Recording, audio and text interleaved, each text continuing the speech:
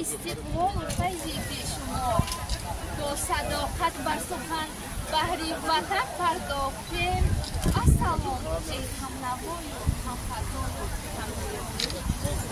از دوشنبه‌ای کهن امروز فقط افسانه چند چناری سخت جای هم در خانه‌مان.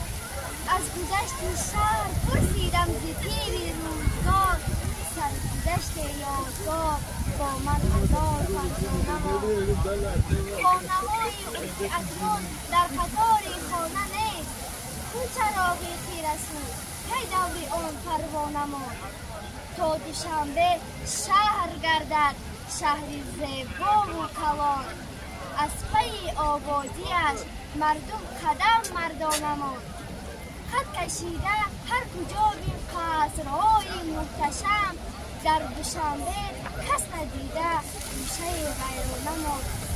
شهر من شهر دوشنبه در میان شهرها، چون عروسی نازنین در زینت روزنامه.